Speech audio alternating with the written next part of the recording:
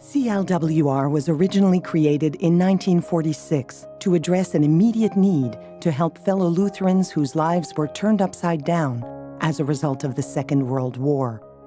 Communities throughout Europe were devastated.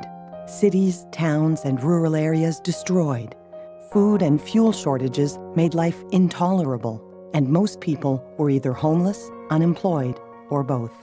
Canadian Lutherans were compelled to help their family and friends across the ocean.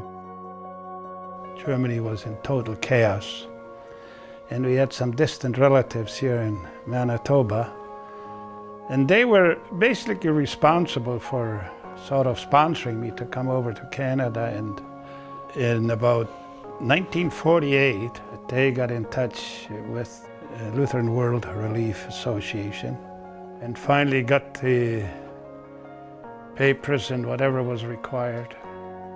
And from there on, it's history for me. Next thing I know, I was on the boat on the way to Canada.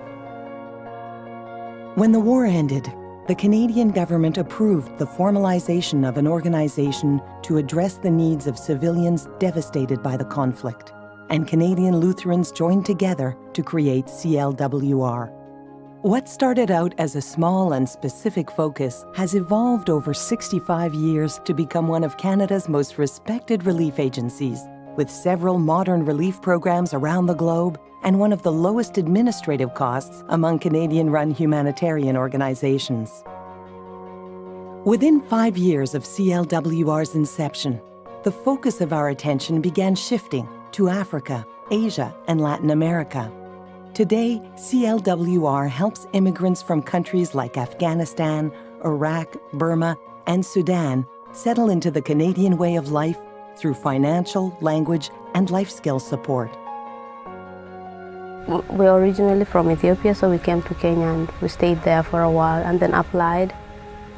I came with my brother, his wife, and his 4 children. So we came here in 2005, September. Everything was basically done. We just came and it was organized. They made our life easier for us. I applied to U of M and they accepted me. So when I came here and I had options, I chose to ask around, and I thought social work would be great for me.